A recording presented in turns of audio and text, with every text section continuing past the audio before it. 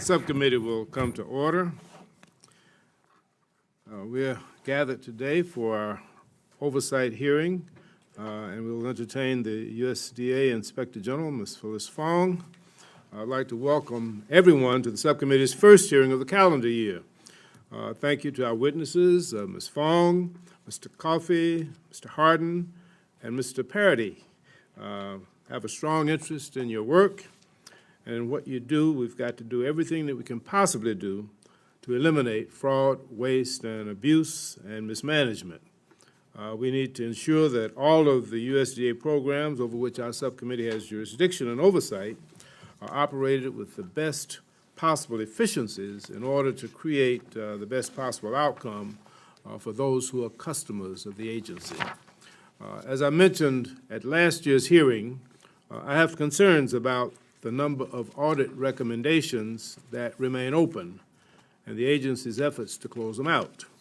Your last semi-annual report shows 351 recommendations that are still pending corrective actions, some as old as 1996. On the investigation side, it looks like the Oig Hotline has had a pretty busy year, with the number of complaints having increased by more than 35% over 2018. So today I'd like to hear more about your plans to conduct adequate oversight of USDA programs and the challenges that you face in ensuring agreed-upon recommendations are implemented and complaints are appropriately addressed. In addition, I'd like to ensure that whistleblower and civil rights issues are getting thoughtful and proper attention throughout USDA. I look forward to discussing with you as well as those issues as well as other important issues. And I want to say again that we really appreciate all of the work that the OIG staff does and all that you do to help our government work more efficiently and effectively. Now, our distinguished ranking member, Mr. Fortenberry, has been delayed, and I will defer his opening remarks until his arrival. In the meantime, I will recognize Mr. Adderholt, our former chair, for a welcome and remarks that he might care to give at this time. Thank you, Mr. Chairman. Well, welcome all of you. Ms. Fong, Ms. Coffey, Mr. Harden, and Mr. Paradis, thank you for taking time to be here. On behalf of the ranking member this morning, who I know will be joining us shortly, we are always glad to have you to this subcommittee to hear about your work in oversight. The work that you do as oversight is, of course, we deem as very important. And what we look forward to hearing from you today is some things that how we can try to help you with the funding process to make your job easier, better, and more accountable to American people. So with that, I'll just close and say we look forward to your testimony, and thanks again for being here. Thank you, Mr. Adderholt. And before Ms. Fong begins, a reminder to members that, as is customary with our subcommittee, members will be recognized by seniority for those who were here when I gaveled the hearing to order, and then in the order of arrival after that, with some exceptions, because members do have some conflicting meetings, and I will try to accommodate them to the extent that we can. I'd like to alternate majority-minority members, and we'll adhere to the 5-minute rule. And Ms. Fong, without objection, your entire written testimony will be included in the record, and I will now recognize you for your statement, and then we will proceed with questions. You may summarize or you may give the entire statement. It's completely up to you. Excuse me, since Mr. Fortenberry has arrived, if I can allow you to delay for a moment, I'd like to recognize Mr. Fortenberry as soon as he's able to be seated. Thank you, Mr. For Chairman. any opening remarks that he would like to give at this time. Mr. Adderholt gave a welcome and announced that you would be arriving shortly. And so at this time, I'd like to recognize our distinguished ranking member, Mr. Fortenberry, for any opening remarks that he might have. Thank you, Mr. Chairman. Thank you for your indulgence. I apologize for coming late. I'm sure Mr. Adelholt's opening was lofty and eloquent as usual. So, Just a quick welcome. thank you. I'll be very quick since I'm delaying everyone. Ms. Fong, thank you for coming, and thank you all for being here. We've interacted for a number of years now, and appreciate your fine work. So there's really three things. One is you were charged with the responsibility of overseeing programmatic integrity to make sure that the monies add up, but as a second chapter of that job, to make sure that there is program effectiveness. I want to explore that question a little bit deeper. Of course, we look for the possibilities of fraud and bad actors in government programming that result in the potential theft or misuse of money, but also by putting up guardrails to your work ensures that good people actually remain accountable, and that's important as well. But the third part of this is not just the accounting and the fraud or the waste.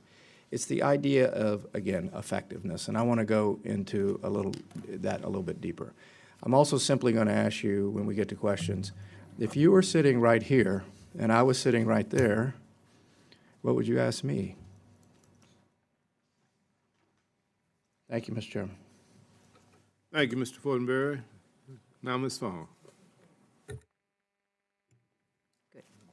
Well, thank you very much, Mr. Chairman, Ranking Member Fortenberry, Mr. Aderholt, and all of the members of the subcommittee. We are very pleased to be here today, and we've enjoyed our interactions with you over the past year in various ways and on various issues. And I want to just, on behalf of the entire staff of OIG, thank you for your support over the years and your interest in our work. It really means a lot to all of us to know that you're watching us and that you care about what we do. So thank you so much. We mentioned, Mr. Chairman, that my written statement is in the record, so I just want to spend a few minutes today talking about some of the ongoing work that we have, which we may not be able to get into in great detail, but I think it'll give you an idea of the issues we're dealing with, and then we can get on to the questions and answers. So in the area of security, safety, and public health, we're currently looking at USDA agencies' security controls for managing user access to the IT systems. Cybersecurity is critical to USDA, and so that is why we are engaging in that work. We're also evaluating APHIS's activities to ensure that dog breeders comply with the Animal Welfare Act in response to concerns by the members. In the second area of our portfolio, to ensure that USDA delivers program benefits effectively and with integrity, we have a number of ongoing reviews of disaster-related programs. And this is particularly in recognition of the funding that your committee has provided to us over the past number of years. We are really ramping up our oversight of disaster delivery this year. We've got 5 audits in process across the portfolio. We're also looking at, in a different area of USDA's implementation of the trade mitigation packages, as well as FAS grant selection for the Agricultural Trade Promotion Program. We recognize that trade is a very important topic for all of us, and we want to keep oversight of those funds. In our third area of focus, we're looking at the department's ability to manage its resources effectively to deliver programs. And so we are always engaged in our annual reviews of improper payments. That's a high priority for us, as well as the department's financial statements to ensure that financial management is effective.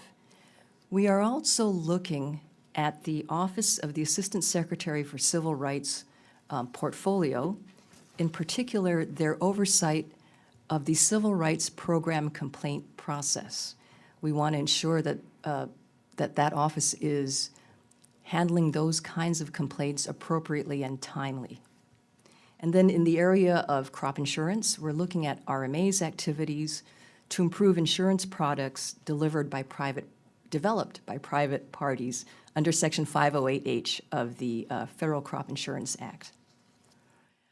I should also mention that in addition to these areas of focus, we have a number of ongoing reviews in response to requests from members of Congress. Last year, we received a number of requests that we look into various activities at the department, and these range across the department's portfolio. They concern topics such as FSIS swine slaughter rulemaking, scientific research integrity and capacity, potential duplication in housing programs, delivery of disaster nutrition assistance funding to Puerto Rico, and SNAP electronic benefits transfer services at farmers markets. So I think that gives you an idea of the range of interests that we are hearing from our oversight members in Congress. So in closing, I want to just thank you, all of you, for your continuing interest in our work. We appreciate the funding you've made available to us both through the regular appropriation process as well as the disaster supplemental appropriation process. And we hope that you support the President's request for us for $100.3 million for FY21. Thank you very much, and we're happy to respond to your questions. Thank you very much, Ms. Fong. At this time, without objection, I'd like to recognize the gentlelady from Minnesota out of order, as she's currently chairing a hearing, and we'd like to make sure that she's able to ask her questions before she departs. Thank you, Mr. Chair, and thank you to the committee members for your understanding and respect. Well, as you pointed out, you conduct audits, inspections, and review and make recommendations on how to improve USDA programs and how they operate it. So I'm here to ask for your help. Last year, at a hearing, I brought up to the Department of Agriculture's their abrupt decision to cancel a mineral withdrawal study on the Rainy River watershed in Minnesota. It's adjacent, next to the Boundary Waters Canoe area wilderness. The study was canceled in 2018, 20 months into a 24-month study, with nothing more than a one-page press release. A year before, Secretary Perdue testified before the Interior Environment Subcommittee on May 25, 2017, that the study would be completed, and that, and I quote, "No decision will be made prior to the conclusion of that," end of quote. Yet a decision was made when the Trump administration officially renewed 2 federal mineral leases for twin metals in May 2019. I have sent multiple letters to Secretary Perdue, along with chairs from the Natural Resource Committee, first November 2018 and again March 2019, asking USDA to release the relevant documentation from the 20-month review. I also asked the Secretary about the cancellation of the study at the USDA budget hearing on April 2019. He told this committee that he knew what the Forest Service decision was based on, and he would do his best to provide documentation to us. I have yet to receive any information or documentation from the Secretary. A non-governmental organization has also tried to obtain relevant documentation and correspondence, filing a Freedom of Information Act requested with the USDA. They received this most entirely redacted document with the administration claiming deliberative process privilege. This is what they got. This is all I've gotten. I didn't even get this. One page after another. Nothing. While it seems that the privilege applies to records as pre-decisional, it seems clear that the Forest Service and the USDA did make a decision when they canceled the study. They made a decision when they canceled the study September 2018. The taxpayer-funded information from the nearly completed study has been denied to Congress, to the American people, despite our numerous requests. So that begins to beg a question: what's being hidden? I want to see the parts of the study that were completed. When should I be able to reasonably expect to get this from the USDA? I think I have waited long enough. And would you say that this level of reaction to a Forest Service study is normal, to have something so redacted? Can you help me? I understand your concerns. I'm not familiar with the document itself, so I don't know if the exemptions, how they were applied. And I can understand why you are concerned. My sense is, I remember you bringing this up at our hearing last year, and it sounds like you engaged in direct dialogue with the secretary and the department. I'm not sure what we can do to help at this point, but we would be happy to chat with you. Are you involved in any of that, Gil? No, we're not involved with it, but what I was going to offer is that if we can get together with your staff to maybe formulate some questions that we might be able to look at. That would be terrific. Thank you so much. Mr. Chair, to my fellow committee members, thank you very much. I'm going to return back to my committee to chair it. Thank you, sir.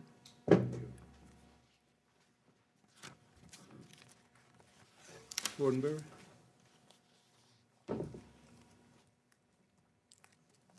Ms. Fong, what should I ask you?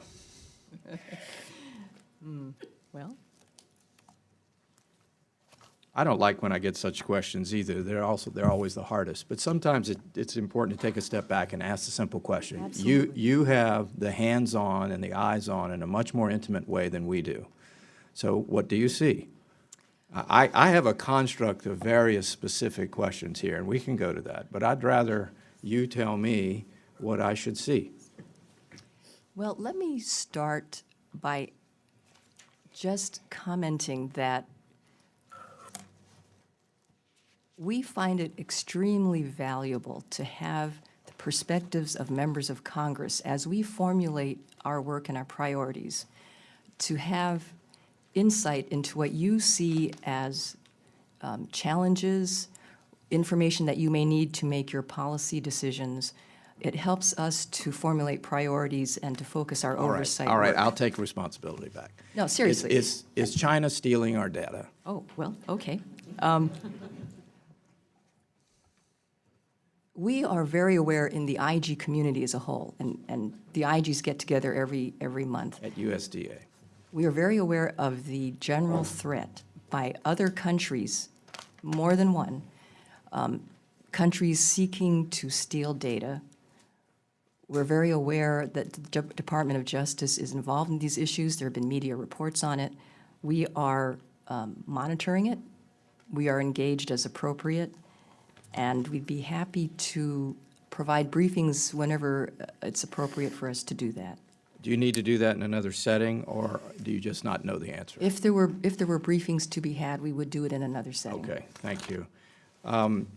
There's some reports that our food aid was not stored in a safe and sanitary manner. Is our food aid safe? You're referring to a recent audit that we did? Yes. On the storage by AMS of grain destined to go overseas. We found that the grain storage was not keeping the grain safe. There were rodents and other infestations. We made some recommendations to AMS to deal with those issues for oversight. We certainly, I believe we reached management decision on those recommendations, so we will be watching AMS to make sure that they implement those recommendations. I would assume this is a specific incident that is not generalizable to a larger trend. The problem that we found was that AMS's oversight in general lacked controls, that they weren't exercising the appropriate degree of oversight as illustrated by the situation we found in those specific grain storage places. And Gil, feel free to Well, comment. look, the United States is the most generous country in the world in this regard, and we have a very strong and well-deserved reputation for our outreach for humanitarian purposes. So again, if you can quantify, it certainly we don't want anything to spoil that reputation. People, obviously, who are the recipients of this don't need to read a news report that this might not be safe. So that's why I'm trying to quantify the extent of this. A simple problem, easily corrected, an incident, or if, let's be honest, if it's generalizable to a larger scale issue, to quantify the size of this problem. We did quantify a certain amount of loss of commodities that if AMS had looked at their processes and procedures in terms of how the bags could have been restored, that they may not have lost as much for shipment to foreign countries. and that merely meant being able to use food-grade tape on the bags to close up the holes as opposed to having to bring somebody in to sew the bag shut. We identified about 1.7 million pounds that could Okay, have been but put that in context of the larger I mean, quantity it is of a small movement. fraction of the Very small fraction. but it is still. So this is actually a good outcome. You caught a very small fraction of a problem before it was scaled to a bigger problem. Is that a fair assessment? Yes. I mean, Okay, and steps are underway to mitigate this issue? Yes, sir. Okay, all right. Thank you, Mr. Chairman.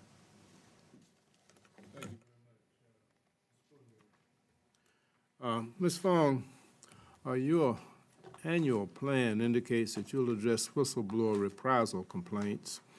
Whistleblower disclosures expose waste, fraud, and abuse, and according to your website, can save lives as well as billions of taxpayer dollars. Recent events have raised alarms about whistleblower protections, especially against reprisal. Especially disturbing reports that whistleblowers are facing increasing retaliations from within the agencies, and managers are ignoring OIG substantiated reprisal cases. I am concerned that the current climate of attacking and making threats against whistleblowers may discourage disclosures or penalize the people who try to do the right thing. First question, what have you noticed at USDA related to whistleblower disclosures, and do employees feel protected when they come forward? In cases where you found retaliation, do you feel USDA management is responding timely and appropriately? And the second has to do with USDA cooperation. I understand that you're looking into several cases where USDA may have concealed data or information that should have been used in making policies, or at least they should have been shared with the public. I'm thinking of Ms. McCollum, her inquiry to you. At best, it could have been a rush to make decisions without sound data-driven basis, or worse, it was an intentional attempt to hide contrary evidence. Are you seeing this lack of reliance on facts in your audits or inspections of USDA programs, and is USDA cooperating with your staff to provide all the relevant information that's necessary to do a complete job? How can you ensure that your staff gets what they need? Okay. Two very important topics for us as an IG office. Whistleblower protection is critical to our ability to do our job. We take whistleblower protection very seriously, and we do work with whistleblowers across the spectrum of our activities in audits as well as in investigations. Our policy is to treat anyone who brings information to us as a potential whistleblower. And as you can imagine, in our audits and investigations, we talk to many, many people, many employees. We are responsible, and we have the whistleblower coordinator function within our office, which is the person who provides information on whistleblower protection to all employees of the department. Our coordinator does a tremendous job. She's certified by OSC, and over the years, we issue countless directives, announcements to people telling them of the avenues available. She is available to talk with anyone. We have a number of people who reach out to her. But let me just, we could talk about whistleblowers, many different aspects of it. We are very committed to protecting them whenever we deal with them. On the topic of data and whether we get access to what we need, like any IG office, we need access to data that the department has. We have not had a situation where I have had to go to the secretary and say, the department is not cooperating. We have not had that situation. Now, we work very hard at the staff level, the management level, the policy level to make sure that department employees understand their requirements to cooperate with us. We spend a lot of time educating and informing new officials, new program managers about the need to cooperate and the consequences of not cooperating. And as a result, I think we have a constructive relationship within the department at this time. The concern that I have is in the operation of the various agencies and as they formulate policy, that those policies are based not necessarily on fact-driven data.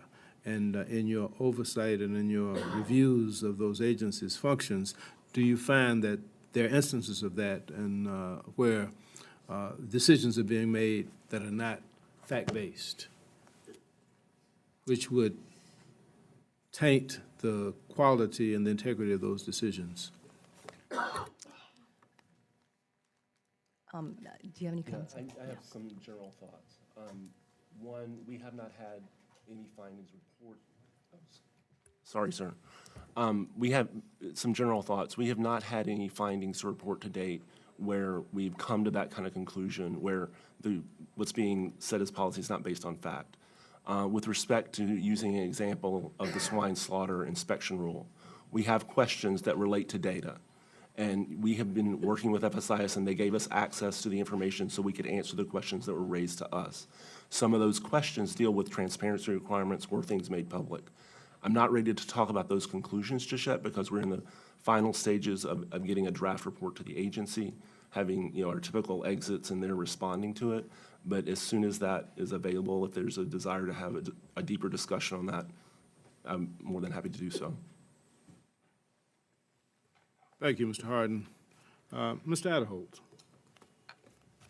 Thank you, Mr. Chairman. Again, thanks for being here. It's good to see you again. Let me turn to the Improper Payments Information Act. Although progress has been made, it is my understanding that it is now the 8th consecutive year that USDA has not complied with the improper payment requirements that are set forth by the Act. My question is the department making progress in correcting these payments? Or are you finding the same problem year after year in these programs? Well, and you probably noticed in our testimony, we reported that the department made progress in FY18 over the prior years.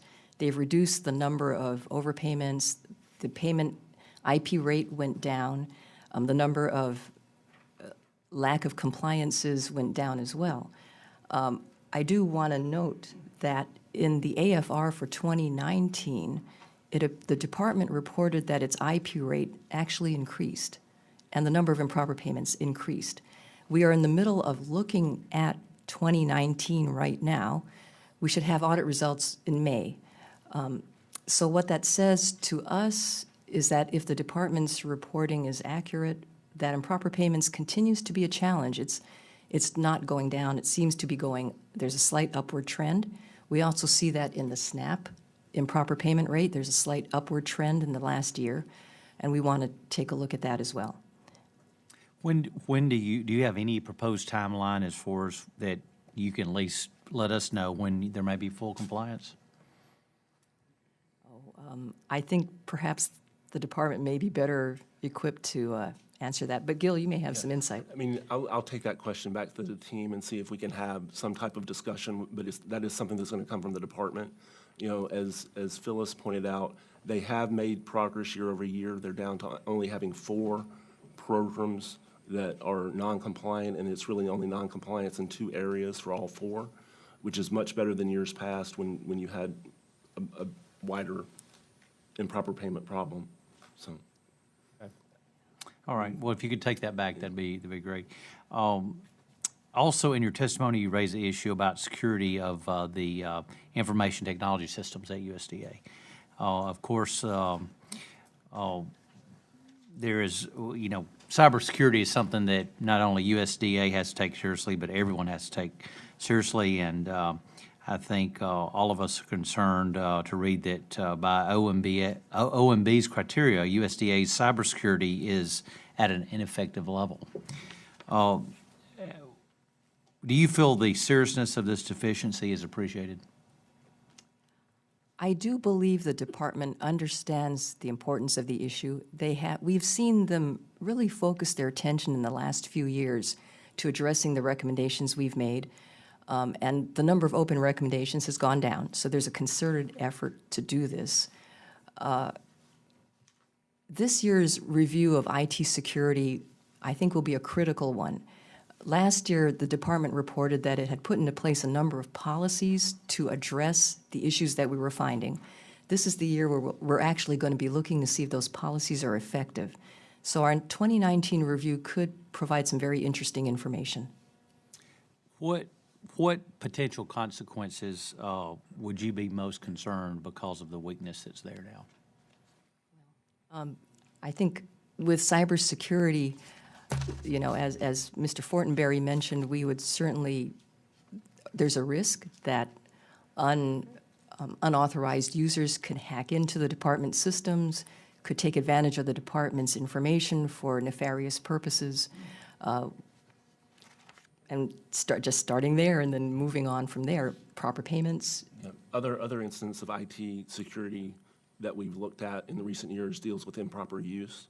One of the big types of incidents that was noted there was malware, where you have software that's being put into place for not so good reasons or to do harmful purposes, and bringing those types of actions also to the department so they're concentrated and focused on making sure they're knowledgeable of what the uses are, and then also referring those to the right people so that action can be taken against the people that committed those wrongs.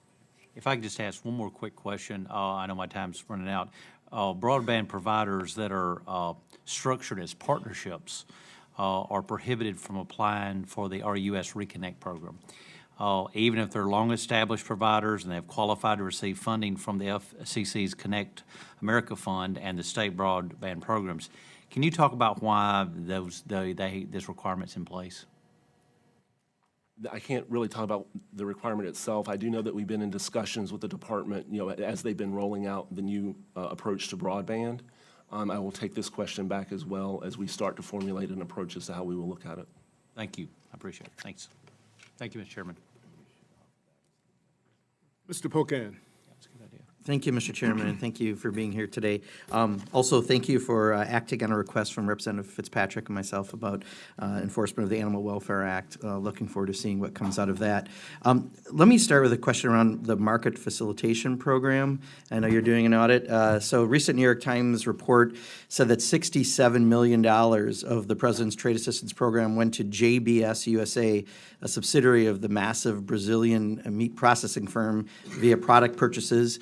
In comparison, every dairy farmer in Wisconsin cumulatively got less than $43 million in trade assistance, so significantly less than one producer. Unfortunately, you know, we're a state that's leading the country in farm bankruptcies. We lost one of every 10 dairy farms last year alone. We've lost 1,800 family dairy farms in the last 3 years, almost 2 a day last year alone.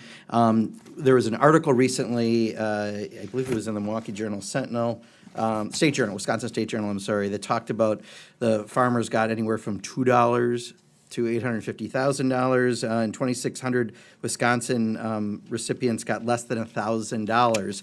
And when you asked one of the corn growers in specific, they said that what they got per bushel of corn, and we did some similar number crunching on this, was about a penny per bushel when they're losing 45 to 50 cents right now because of what's happening with the trade war currently in the situation with China.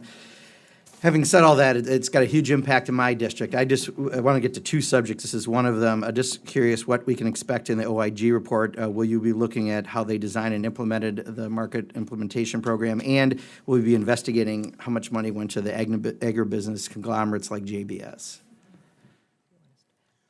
Let me just make a few basic comments, and then Gil.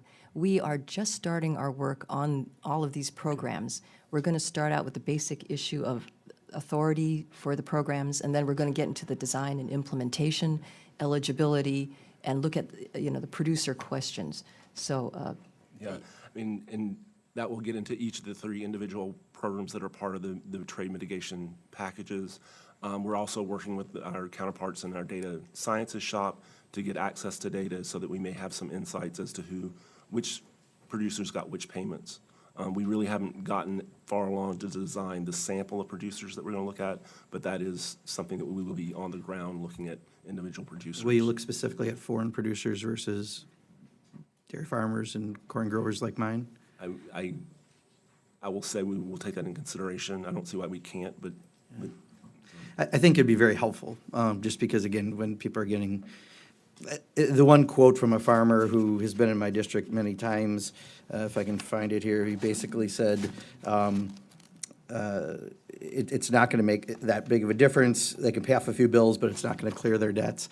I've had farmers who come in every single year ready to pass on to the third generation of farm who are now going to sell their farm because they can't get by. So I think they deserve some bigger answers. If we could do that in the Inspector General report, I know it would be appreciated. Yeah, we should work with your staff because I think we're still crafting the scope and objectives of our reviews, and we know that there are a number of members who are interested in other aspects of the program, including whether funds are going to underrepresented groups appropriately. So there's a number of interests. We'd love to do that. involved. We'll take you up on that. How's that sound? Second area, the swine slaughter modernization rule. Representative DeLauro and I know, had put in the request. We appreciate your taking a look at that. There was a pretty damning 60 Minutes report recently on this, and even my 90-year-old mother, who often tells me how much she loves Rachel Maddox at night, saw this report and is afraid to eat pork. And I've had other people tell me that based on what's in here. And they quoted the one scientist who was asked about the speed rules, and they asked her about the modernization process, and she says, I don't see modernization, I just see straight up deregulation in an industry that you want regulated. And then it said they're doing almost 20 animals per minute, there's no limit.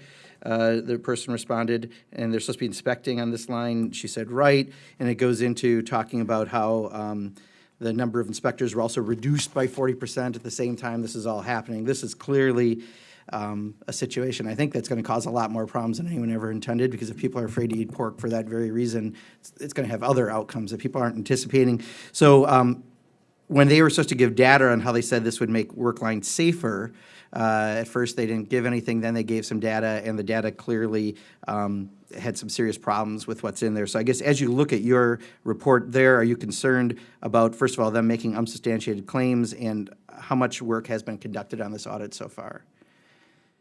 On this particular inspection, we have moved through the questions that were asked. We do have findings and recommendations that we're going to make to the agency. Because we haven't delivered the report and the report's not public, I can't talk about that right now. But there are questions that we've had with them around the topics that you've talked about in terms of the data that was made available. How much they talked to OSHA, or how much they talked to OSHA and the National Institute for Occupational and Safety and Health in those questions. So what's the timeline, I guess, then? The timeline, currently, we should have a draft report, if all goes well, in a week or so to them. Okay, good. All right, usually we try to set up an exit with any agency after we give them the draft report, and a couple of weeks after that. Then we make whatever changes we need to for an official draft that they will have 30 days to respond to. So best estimate, maybe early April. But there's a lot of stuff that's fluid in there, but we can keep you apprised. All right, thank you very much. Thank you, Mr. Chairman. Thank you.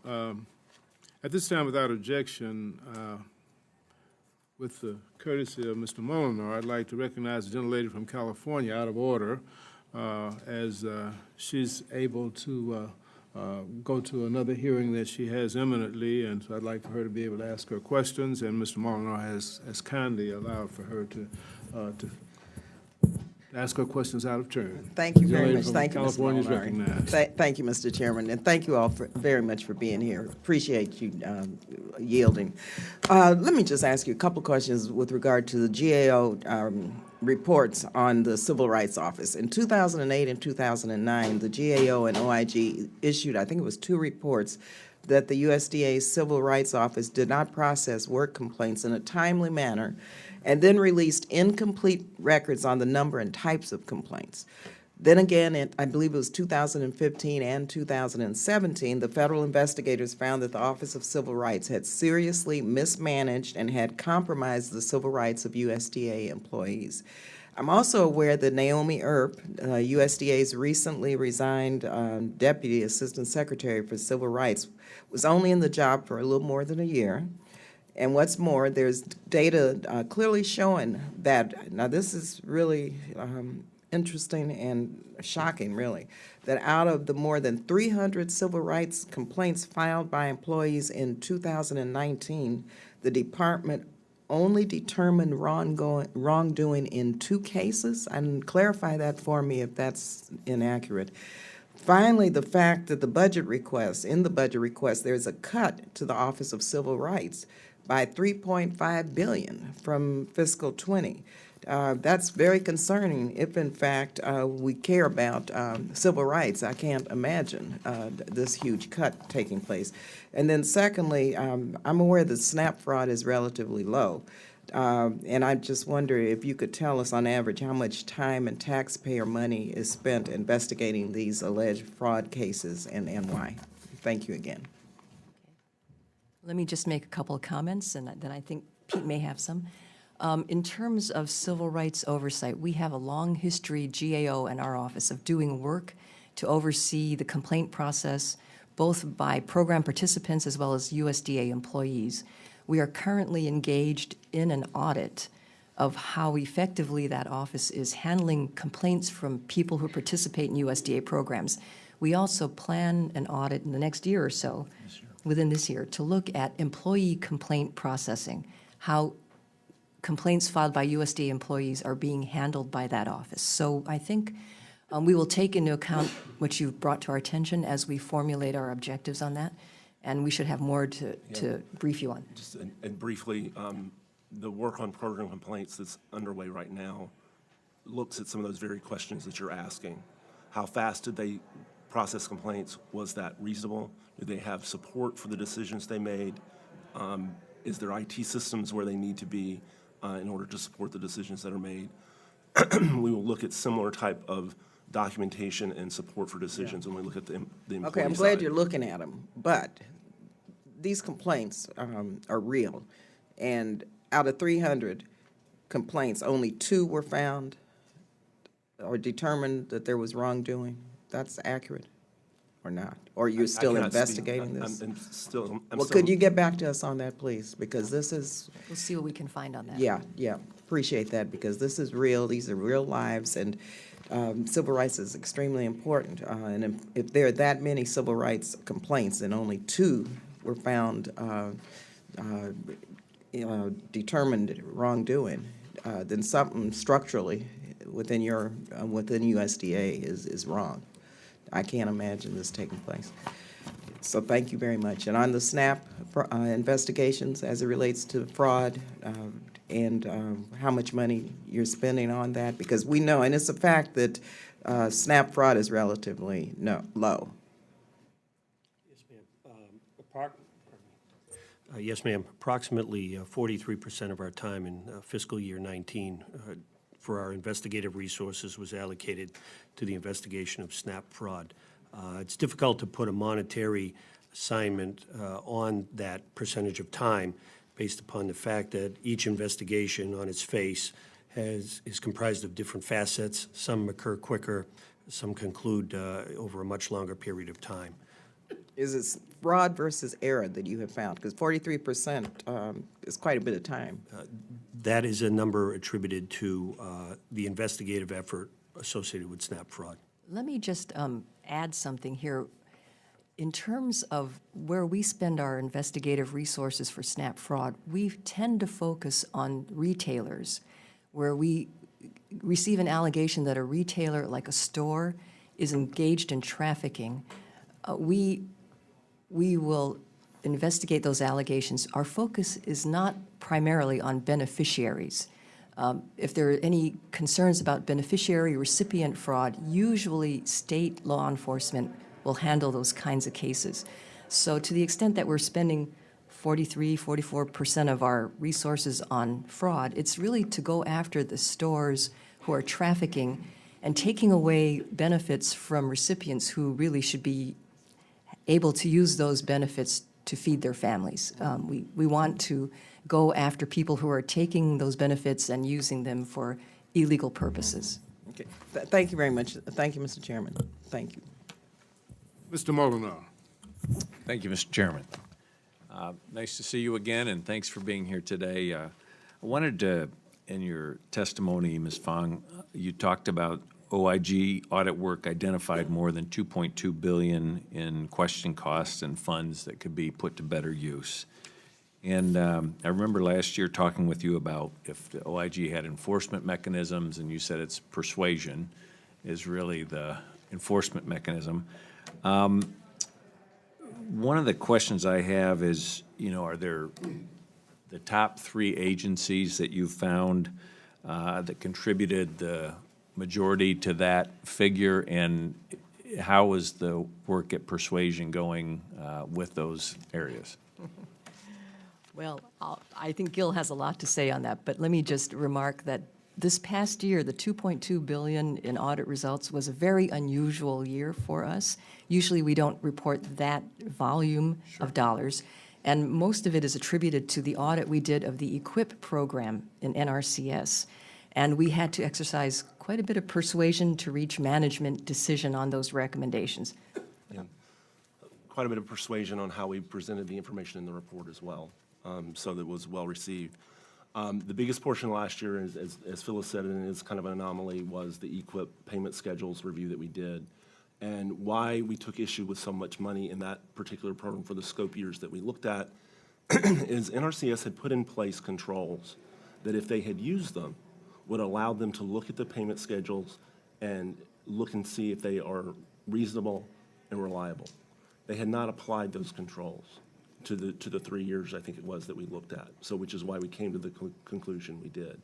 One of the things that we did want to point out, and it's very important to point out for NRCS, is I think for anybody's point of view, we did not question the conservation practices themselves. We were not on the ground. We were just basically looking at how you were administering the payment schedules for the program.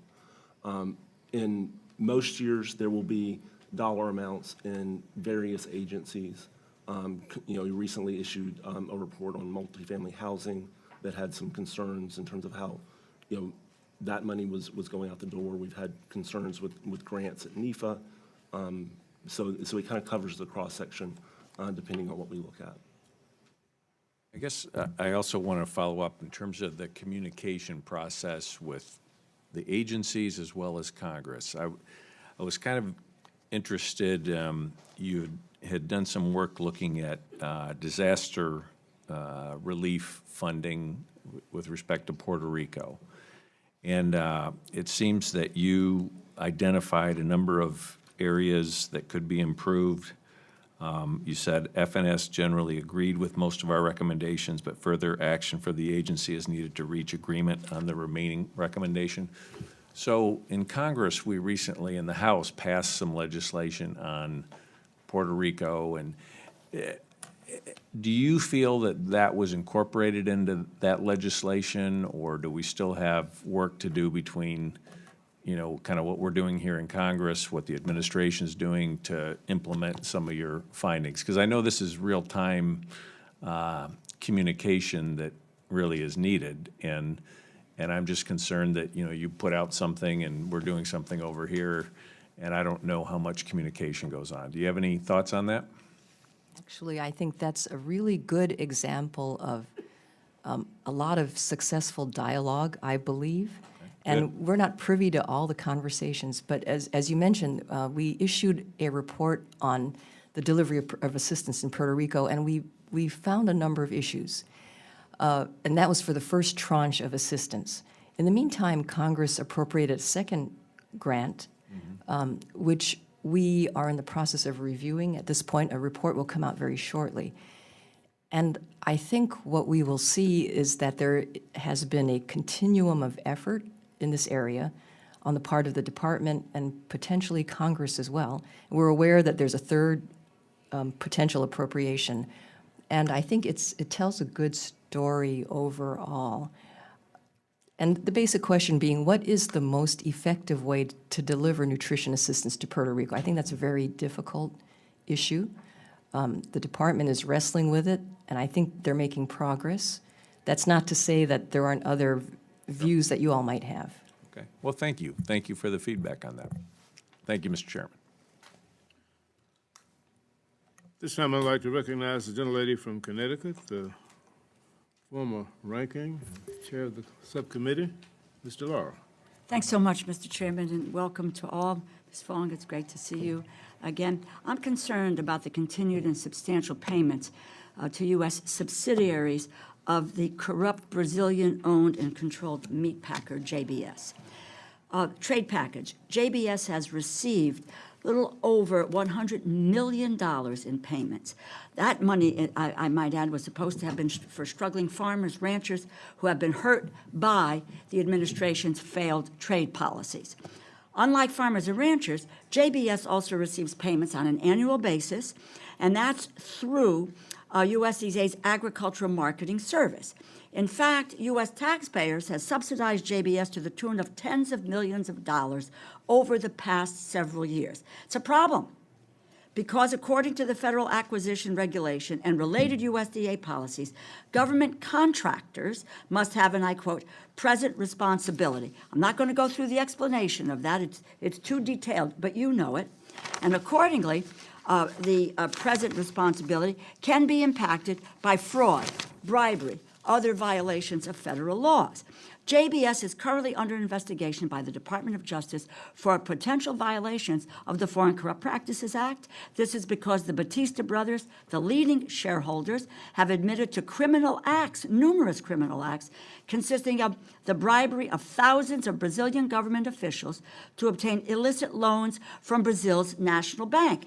The ill-gotten loans were then used by JBS to illegally enter and consolidate the meatpacking industry in the United States.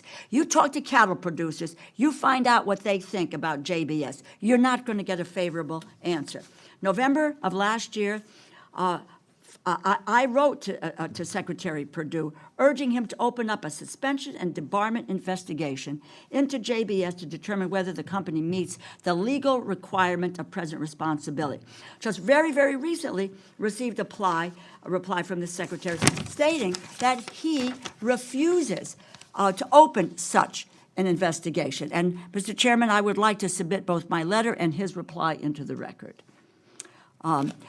So, no action. So I make an assumption that the Secretary condones the use of taxpayer dollars in order to subsidize a corrupt, foreign-owned corporation and engaged in illegal activity. So, Ms. Fong, I don't know what kinds of conversations that you have had with the Secretary on this issue. Are the criminal allegations, do you take them seriously by this department? And I have two other questions, so I'd like a quick answer. How seriously are you taking these allegations? We are aware of these allegations as reported by you and the media, and we are doing what we believe to be appropriate at this time. What are you doing? I think it would be useful if our staff talked with your staff. Happy to do it. Please do, and we have been talking to your staff over and over and over again. Let me just say that the Secretary said USDA suspension and debarment investigation to JBS would, quote, conflict with investigations by DOJ and SEC. Is that the case? I can't comment on their position. I'm not asking you that, but is it a conflict? I don't know what the basis for his response is. Fine, because you by the Inspector General Act of 1978, amended in 2008, you have independent authority and responsibility to ensure that taxpayers' dollars do not continue to flow to a company that is engaged in criminal behavior. Are you going to conduct an investigation? We are also required by the IG Act to appropriately coordinate with the Department of Justice. Are you, with your independent authority, going to conduct an investigation? I can't comment on that. No comment. That means we don't know. And whether or not your authority is being challenged in any way, it is. You are independent. That's what makes the IG so critically important to all of us here up here. I'll make one final comment to you, because in your testimony, you talk about worker safety and pride yourselves on dealing with worker safety. JBS, its subsidiaries, have engaged in a litany of practices leading to violations of labor, environmental, food safety laws, investigations by the Washington Post, 2015 to 2018. JBS has the highest rate of serious worker injuries, those involving amputation, hospitalization, among all meat companies in the United States, and the second highest rate of serious injuries among all all companies in the United States, a subsidiary that's getting over $100 million. Investigate. Use your authority. Thank you, Mr. Chairman. Thank you, gentlelady. I failed to make a comment to our witnesses as well as the members. If you could, since our hearing is being watched by the public across the country, if you could refrain from using acronyms so that people who are not necessarily familiar with those acronyms will know exactly which agencies you're referring to. At this time, I'd like to recognize Mr. Cuellar from Texas. Mr. Chairman, thank you so much. Good morning to you all. Could I, looking at your management challenges on performance measures, we've had it language in the appropriations asking the department, both USDA and FDA, to comply with Title 31 of the United States Code, which means including their development of performance measures, that is, set their priority goals, their outcomes, and making sure that they have the performance outcome measures, output measures, efficiency measures, customer service measures, and I mean this is the law, Title 31. I see your report saying that they need to do that. Can you tell us where they are and why they are taking a little bit of time to do what they're supposed to be doing under the law? I don't know that I can specifically talk about why they're not doing it in response to the language in the appropriations bill. It's something that I would want to go back and look at. As we develop the management challenges each year, it's one of those things where as we're doing work and looking at how agencies measure their performance, we have run into questions about how they're doing that. So it does have us look at how they do those individually complying with the requirements. We would need to go back and talk to them or maybe even do some additional work to see where they are in terms of getting more on par with what the requirements are overall. Yeah. Well, I mean, if you look at the 50 states, I think most of the 50 states have been doing this since the 90s. And the federal government is still behind, and I don't know why it's so hard to measure. If somebody spends $100, don't we want to know how those $100 have an impact on it? I mean, we just want to know what's the bang for the $1, for the $100 that we're spending. What do we need to do to get y'all to help us, and appreciate all the work that y'all doing to get them to do not only the appropriation instructions, but basically Title 31 of the United States Code. I mean, they're supposed to be doing all this. And you're absolutely right. This is just good basic performance management. And the federal government has had these requirements for a number of years. I think I can't bring up any particular examples right now, but in many of our reviews, when we look at how the department is delivering the programs, one of the first things we look at is their strategic plan and their performance measures to see, are they really accomplishing what they set out to accomplish as they define it. It's not easy to come up with some of these measures, output versus outcome, and we know everybody is struggling with that. And what that management challenge is designed to do, as we've worked in the department, we've seen different examples where different agencies may need to have a better focus on those issues. I think we can provide you some additional information on examples of where we found work, whether it's good work or bad work, give you a sense of that. Yeah, and now, again, this same thing about how do we measure this. I mean, again, I go back to the states, whether it's Florida, Texas, name the state, they've gone through this, and they've gone through the, how do you measure output, how do you measure activity? Sometimes people just measure activity, but how do you measure outcomes? I mean, after so many years, and some of this got started in the 90s under the Clinton administration, and then back in 2010, we passed legislation to modernize the performance measures, but we still get the agencies to do what they're supposed to be doing, and it's not that hard. I mean, the states have done it. The states are the living laboratories that we have out there. I mean, I can probably pick any of the members here, and those states have done it for many years.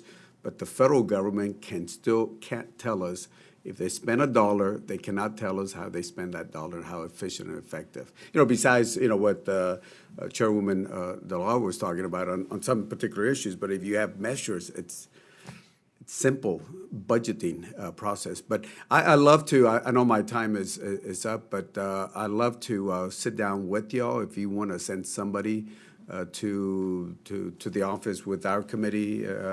Love to sit down and get some of the thoughts and see how we can put a little teeth on Title 31. Thank you. Thank you. Thank you, Mr. Chairman. Thank you, Mr. Cuellar. Ms. Fong, since 2018, the administration has used funding and the authority of the Commodity Credit Corporation to make available about $25 billion for payments to farmers through the Market Facilitation Program. How does the OIG plan to review payments that are made under the MFP program?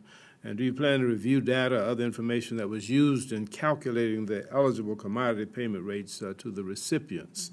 Of course, that had a great deal to do with the trade wars that were impacting our farmers tremendously, and which has resulted in a gigantic number of bankruptcies in farm country, particularly in Wisconsin and Georgia, my home state.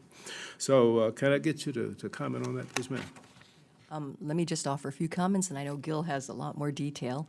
We are working right now on looking at the Market Facilitation Program and the department's authorities there. We have work going on, and then we're going to branch out into the eligibility issues. Let me turn it over. Back in 2019 fiscal year, we recognized when these programs came out that MFP was the biggest one that was coming out, and it was something that we would probably want to take a look at. So we planned to work at that point in time to start looking at the MFP program. After we started that work, we heard questions and received questions about the trade aid package in total, and the authority USDA had for using the CCC funding was a central part of that question. So I had the team that was looking at MFP to stop and take a look at the authority questions for all three of the programs that are being done under trade aid. We should be reporting out on that shortly, hopefully later this year, and then we'll be looking in detail at the other programs. Mr. Fortenberry, I yield to you. I just would like to admonish you to watch the acronym speak. It's very difficult. We know what you're talking about, but it's very difficult to follow when you're using that too rapidly and not defining what they mean. So just say the whole programmatic area. Thank you. So we do have planned work for the Market Facilitation Program, the Ag Trade Promotion Program done by the Foreign Ag Service, as well as the Food Purchase and Distribution Program done by the Ag Marketing Service. Thank you. According to the 2019 semi-annual reports, complaints coming through the OIG hotline on participant fraud increased over 40% between 2018 and 2019, from about 11,400 to 16,100. Do you have details on what programs are involved, what are the reasons for the big increase in the number of complaints, and how USDA is responding to the trend? Yes, we have been watching and obviously managing the hotline operation. The hotline for USDA is housed within our office. It's the OIG hotline. And over the last few years, we've noticed an incredible increase in the number of incoming complaints or contacts. And as we've been analyzing them, and you'll notice in our semi-annual reports, I would say about 95% of them relate to questions about the Supplemental Nutrition Assistance Program, or SNAP. Many times there are contacts made by people who are concerned about their benefits being affected in some way. They will have questions. They want to know how to apply.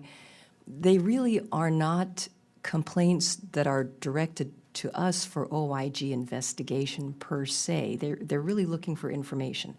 So as we've noticed this trend over the last few years, we're trying to figure out how to make sure that the people who contact us with these kinds of program questions are getting what they need.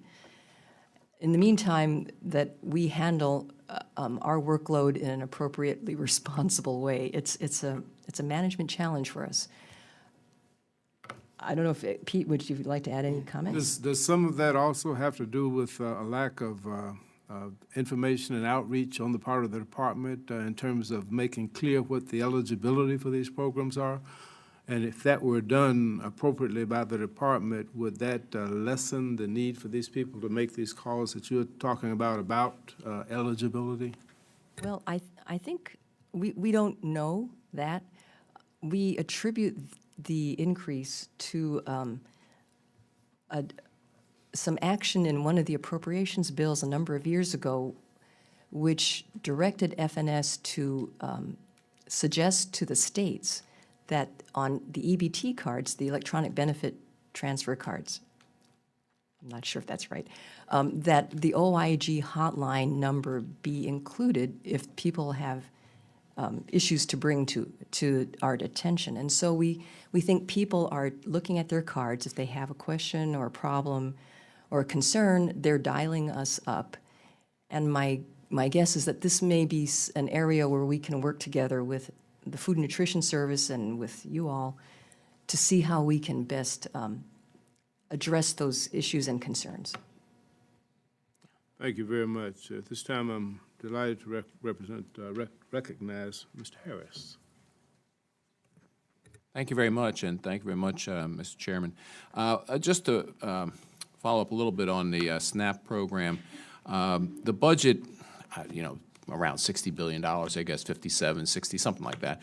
What is the estimate of the OIG of the amount of fraud in the program? That is, exchanging benefits for currency, things like this, because I suspect that that goes on. What's the estimate of the extent of that? I mean, in your testimony, you talk about one, but it's a drop in the bucket, I would imagine. Yeah, just in general, we have not tried to put a number on the amount of fraud in the program because we're not sure of how we would go about estimating that in an appropriate way that's based on evidence. We do, as you know, report every year on our investigative activity, which finds that retailers do trafficking, and there's, many times we'll get large judgments on that. So we've got the fraud issue there, where we can give a number based on convictions and sentences. We also know that there are improper payments in the program, which are not necessarily fraudulent. They could be overpayments, underpayments, administrative error kinds of payments. And as we were just talking about earlier today, the department itself reported an improper payment rate for SNAP, for the Supplemental Nutrition Assistance Program, of about 6.8% for 2019. So 6.8% of the appropriation, that would give you an idea of the numbers of erroneous payments being made. But I'm particularly talking about exchanging benefits. Do any of the states has any state looked at it? Has anyone made an attempt to see when it's done? Because, look, we all want to direct it where it's necessary, but we all know that exchanging benefits occurs, and it's not that hard to do. Has anyone tried to figure out the extent of it and then how we can get around it? I mean, has anybody thought, for instance, biometric proof or something when you go to spend your benefit, that it's you, it's not somebody else, it's not someone you sold it to, things like that? So FNS has looked at a number of options. I think there have been suggestions about pictures placed on the cards, things of that nature. The one thing I would note is that if an individual is really determined to traffic their benefits, whether the picture's there, whether it's the biometric or not, they're going to be able to do it. So I don't know that that would necessarily be sort of the best answer. In terms of looking at an overall fraud rate, as Phyllis, as the Inspector General mentioned, we overall have our criminal investigations, but there is a portion of fraud that occurs which do not raise the level of criminal activity. FNS has the ability to take administrative action to disqualify retailers from the program if they determine that there's fraud present there.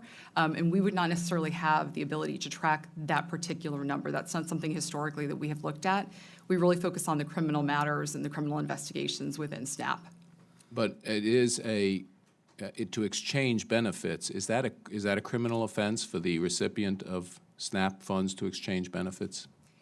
It is a criminal offense. However, it depends on the dollar amounts, and in certain locations and jurisdictions, we would not be able to bring a case for prosecution in those instances if it doesn't reach a certain dollar amount or threshold for the prosecutor's office.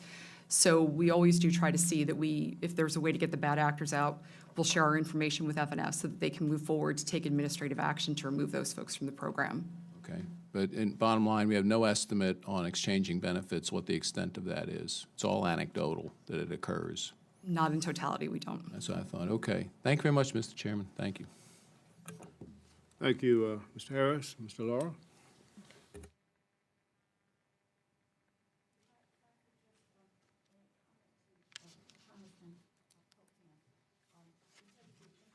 On the, the OIG swine slaughter audit would be available in April. I just want to remind you that the plants may be committing to this new system by March 20th.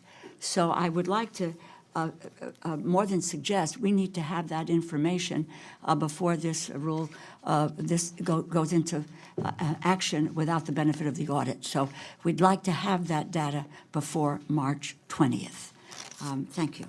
Let me just, page 8 of your testimony, Inspector General, you speak in detail about your office oversight of the nutrition assistance that the subcommittee appropriated for Puerto Rico. That's following the devastation of Hurricanes Irma and Maria.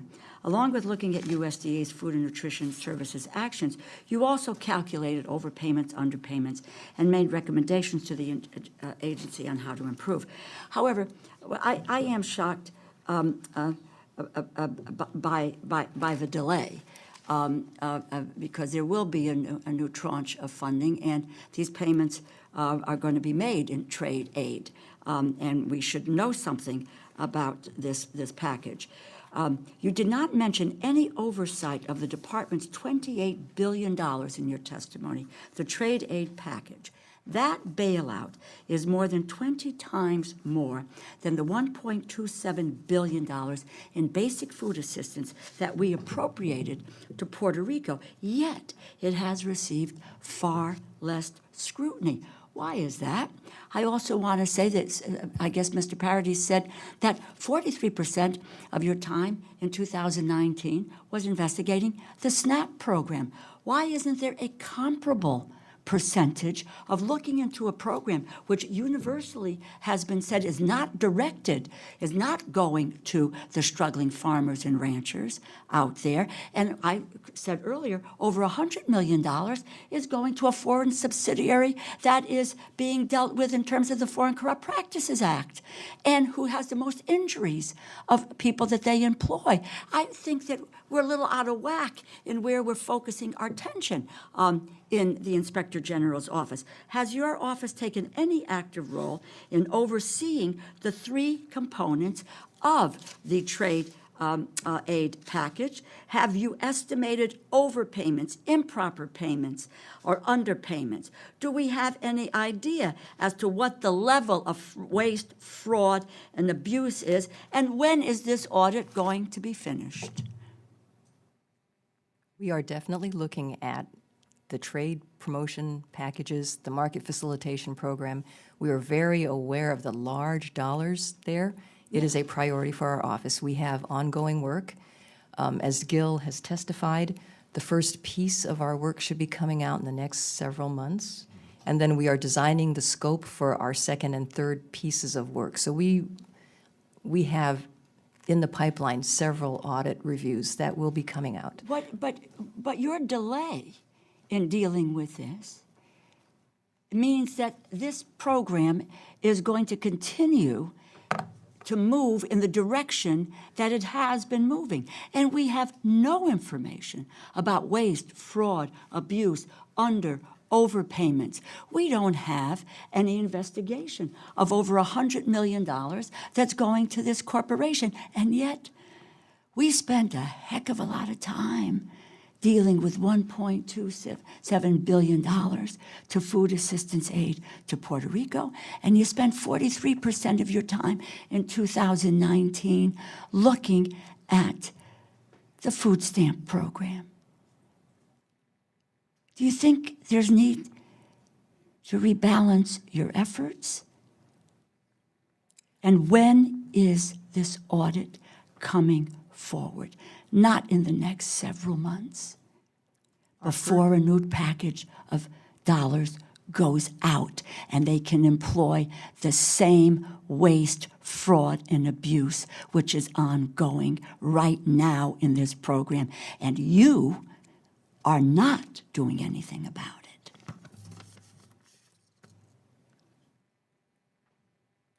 How quickly can we get an audit? Well, as we have testified, the first piece of our audit in this area, first audit results, will be coming out in the next few months. When did the program go into effect? The program went into effect, I think, in 2018. And as part of our 2019 plan, after it had come out, we made revisions to our plan, so we made sure that we were looking at the market facilitation program. Okay. After we started looking at the market facilitation program, there were multiple questions that we received on the authority of the department to do this program, which is why it's important for us to report out on the authorities that's being done. Let me just say this. You've had 2018, all of 2019. We're looking at 2020 and the next several months when you all can't investigate waste, fraud in a $28 billion program. But boy, did you go after 43% of your time on the SNAP program and much of your time on $1.27 billion in basic food aid to Puerto Rico. I rest my case. Thank you, Mr. Chair.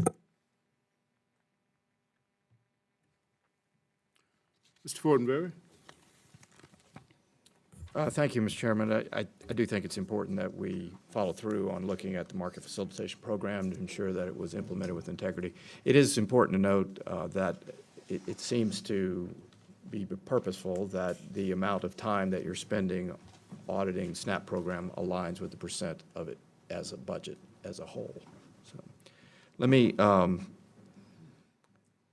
back to the Environmental Quality Incentive Program that you talked about earlier. There's a question about $2.1 billion in payments.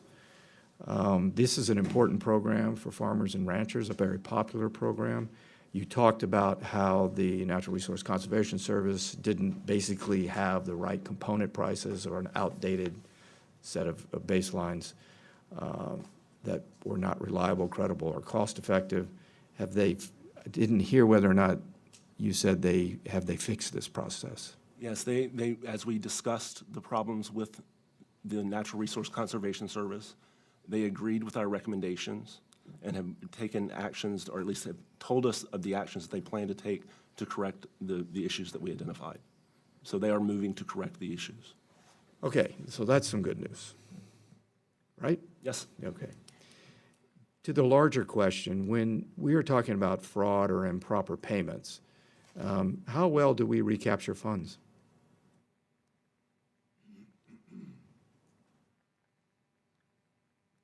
In terms of the monetary recommendations that we have put forth before that have actually said collect the money back, I would have to go back and get some statistics from the Office of the Chief Financial Officer, which would be the entity that tracks that on final action of the implementation of the recommendations, but I can definitely get back to you on that.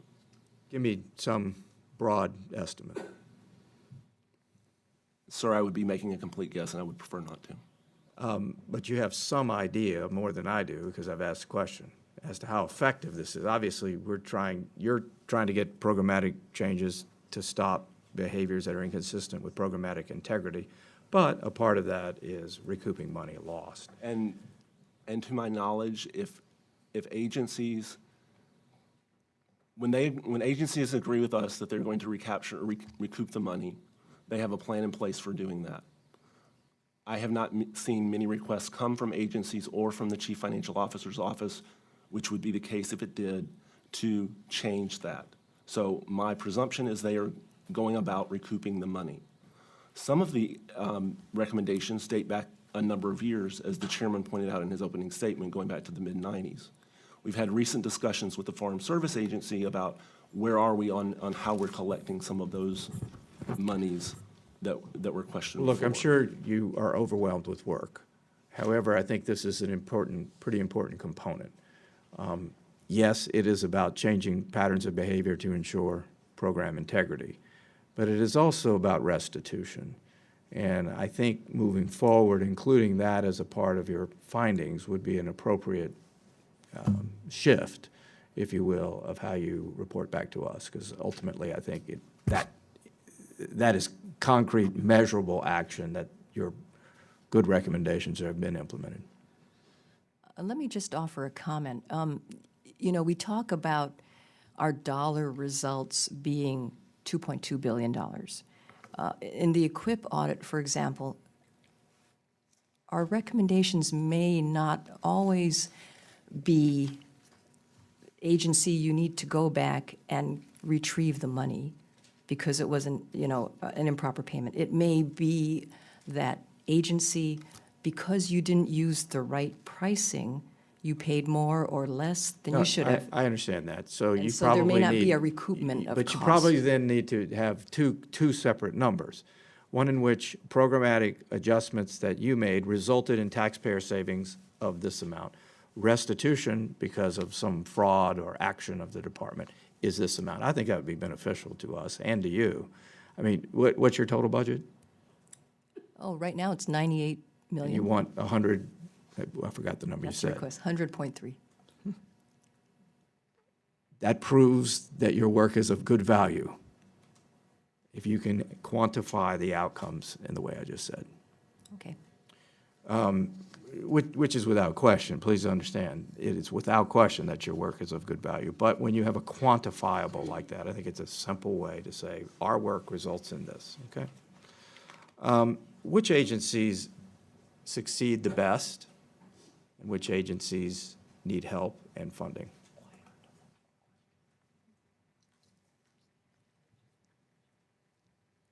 As I've been looking at the work we've done over the past year, many of our reports will point out that the agency in question did a good job on certain aspects of their program, but other aspects they really need to tighten up controls. And I think, you know, as a nuanced answer to your question is that there are some success stories across USDA. I wouldn't lump any one or two agencies in a category of Well, they all have ineffective. different missions. It's a hard question, I get that. But there's got to be outstanding examples of programmatic integrity, implementation process, outcome verifications that you can point to and say, these are excellent. Well, I will say, from a very high level, I think financial management at the department is getting better. This past year, we saw the National Resources Conservation Service obtain a clean opinion on its financial services, on its financial statements for the first time ever. It took 5 to 7 years of concentrated effort to get there. So that's definitely a success story for the National Resources Conservation Service. On the other hand, that agency was the one where we had this audit we've been talking about, the Environmental Quality Incentive Program, EQIP, as it's known, where we found issues to the tune of about $2 billion. So there's great success and also great opportunity, and that's a concrete example. I think Gil may have some others. I think my time's up, I'm sorry, but thank you, Mr. Chairman, for your indulgence. Mr. Cuellar. Yes, sir. Just a quick question. The GEO, December 2018, had a report on food insecurity. Better information could help eligible college students access federal food assistance benefits if, you know, basically they could be, you know, they were either not aware of or just didn't know about their potential eligibility for SNAP. Any thoughts on that? And we can follow up later on this. It's just basically how do we inform students at colleges you're eligible? We haven't done any specific work ourselves, so we're happy to engage in conversations if there's specific questions. I mean, we have a very good working relationship I want to highlight with GAO, to where we're not looking at the same things at the same time, so that, we, spread the oversight effort, if you will. I have seen that report, but I'm not familiar with the details. But if there are specific questions, we can talk about them. Okay. Yeah, we'll follow up. I think we're going to follow up on performance measures and on that. So appreciate it if we can follow up on this. Thank you, Mr. Chairman. Thank you, Mr. Cuellar. Ms. Fong, the Healthy Hunger-Free Kids Act of 2010 mandated the nationwide implementation of electronic benefits transfer for WIC by October 1st, 2020. The WIC program is administered by 90 state agencies, including territories or tribal organizations. You released a report at the end of December 2019 that identified 25 state agencies that may not be able to meet this deadline. You mentioned that this may occur because these state agencies have and are experiencing various challenges and setbacks. Can you discuss the findings and recommendations of your report, and specifically the reasons why some states face more challenges than others? And tell us how the territories or the tribal organizations are progressing and whether they face different challenges than the states do. In response to the last question first, I don't know that I have detail on whether tribal organizations were different than states. And the territories. And the territories. But I'll go back and look at the audit report and talk to the team if there were specifics. In terms of what we reported in the report, in terms of the state agency problems and setbacks or challenges and setbacks, some states had difficulties and delays in obtaining contractors to help them put in place their electronic benefit transfer systems or any other management information systems associated with the mandated timeframe. We also saw that state procurement departments did not always see this as a high priority for the states in terms of the procurements that needed to be done, because this was a state responsibility to put this in place. And also for some of the smaller state agencies, they had limited staff and resources to get things done. Now, as we brought this issue forward during field work, we did talk to FNS, and FNS put different things in place to work with the states to give them better plans to help them along the way. And in response to our recommendation to develop and implement a plan to assist the states, FNS was very timely in my thinking in the actions that they were taking to work with the states and put a technical assistance plan in place, develop correspondence between regional administrators and state commissioners, develop different technical questions and answers to sell best practices for other states to use, and to have ongoing dialogue, teleconferences with the different people at the federal, state, and local level on what needed to happen. They plan to put all that in place by the end of January. Thank you. Last August, you issued an inspection report on USDA's proposal to reorganize and relocate the Economic Research Service and the National Institute of Food and Agriculture. The report included 5 recommendations, 4 of which you accepted the management decisions. The recommendation on which you and USDA disagreed has to do with obtaining congressional approval prior to using funds for the proposal. Can you give us the latest status update of this inspection report, and what's the resolution of that open recommendation? We have reached management decision on that recommendation. It was reached on October 15th of last year. In response to their response in the report, we pointed out where we thought there was inconsistency in how the department was applying the provision at that time and in prior. So where they were telling us that something was unconstitutional now, they were using in different discussions earlier where they did need the authority. So our basic response to them, being as the response was coming from their general counsel, was that please clarify for us and clarify for the departmental officials at USDA if this has been a change in policy so that everybody's on the same page in terms of how we're going to implement this. What they provided to us was that they didn't feel like they needed to do additional communication because of training that they had already put in place that reflected their view on these requirements to affected people that deal with budget and procurement and general counsel's office and the chief financial officer's office as well. And they also pointed out that the people that attended these trainings or had this training would be the people that would be advising agency leadership on what the responsibilities were. So they gave us an answer to our question, which is how we reached agreement. We will perhaps follow up on that. Mr. Fortenberry? Thank you again, Mr. Chairman. Before we conclude, I appreciate your willingness to call this important hearing. And again, thank you all for your work. I do think it's important. We drilled down on problems, but we were talking about good examples of people who've either improved or who are maximizing their effectiveness with program integrity. You wanted to make a few comments, Mr. Harden, in that regard. Ms. Fong said you did. It's true that most of what we look at discloses weaknesses and different problems. We do try to point out positive things, as the Inspector General pointed out. In terms of specific examples, and maybe I can talk with your staff about the detail of the reports, but we did see, I would say having agencies focus on program administration and internal control is something that needs to be sitting at the table, as I've had discussions with agency leadership in terms of program delivery as well. So program delivery is important, but also think about how we're controlling the operations and are we getting what we're supposed to be getting.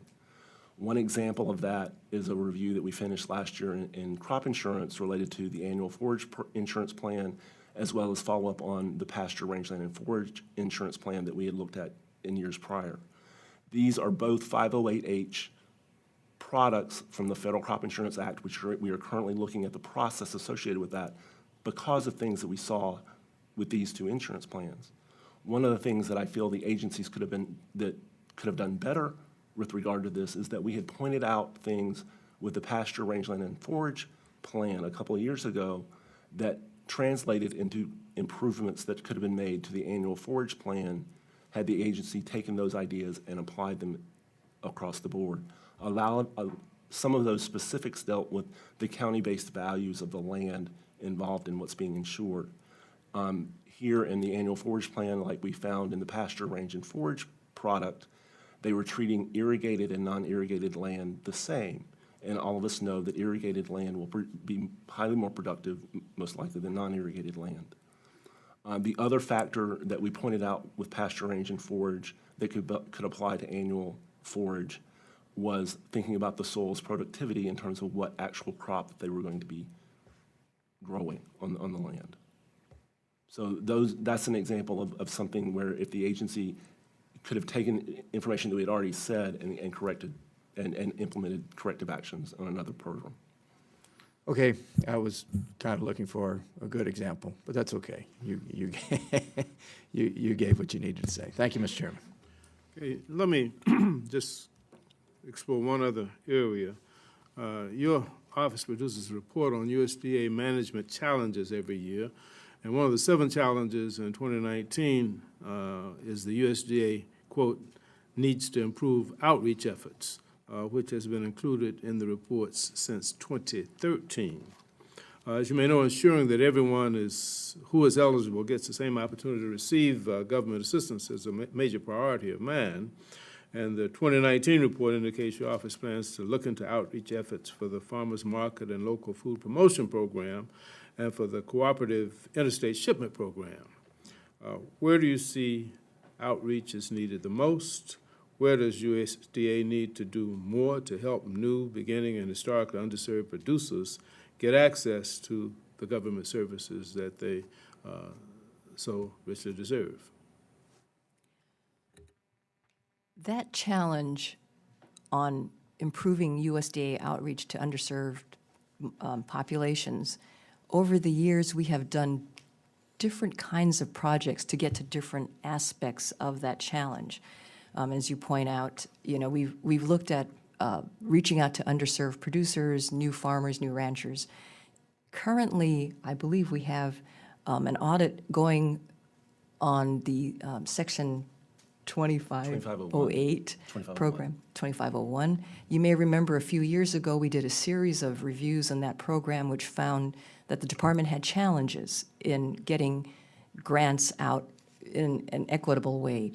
So we are going back now to revisit that program to see if there have been any improvements. We also, as you know, we've talked this morning about two reviews we're doing vis-a-vis the Office of the Assistant Secretary for Civil Rights and how that office manages its workload on complaints from program participants as well as employees. So we've got that going on.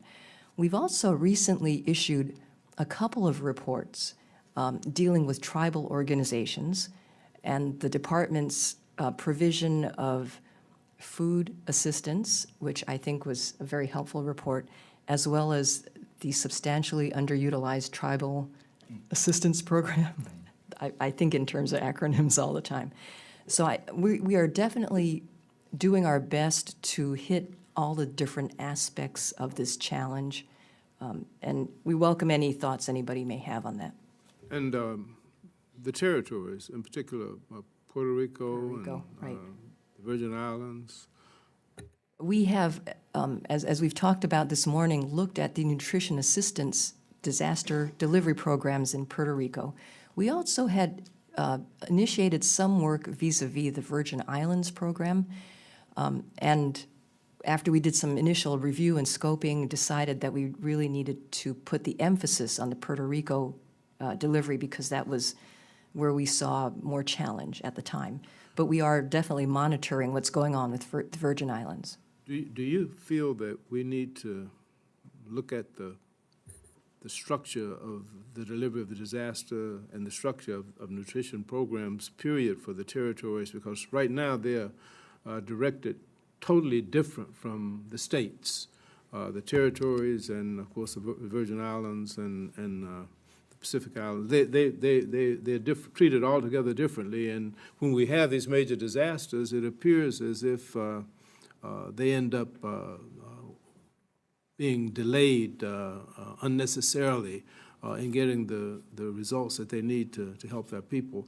Do you think, can you help us with reports that would indicate what we could do to sort of equalize the response time and the delivery of services under the disaster programs for the territories, much the way that we have historically done them for the states? Mr. Chairman, with respect to the Puerto Rico Nutrition Assistance Program, that is the one territory that we've looked at from that aspect, so that was where I'll focus what I'm going to say. In the first round that we looked at that, we did have concerns with delays as we reported, and the one recommendation that we're still working with FNS on is, is there a better way to approach this? What if anything, are our other options? While negotiating that with them, as the Inspector General talked to, I think, Mr. Molinar, there was language that came in the appropriations bill in terms of maybe how to go about looking at that. We also got a second request to talk about the timeliness of the $600 million and how it got there, and we're very close to issuing our report on that.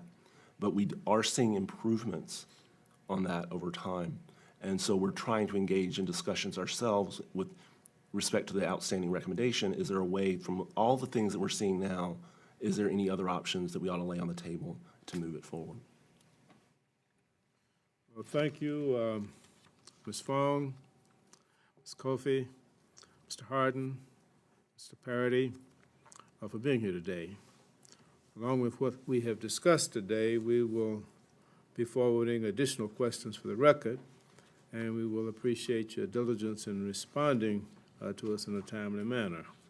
Again, I thank you for your testimony. We look forward to working with you as you continue the FY21 appropriations process. With that, the subcommittee is adjourned.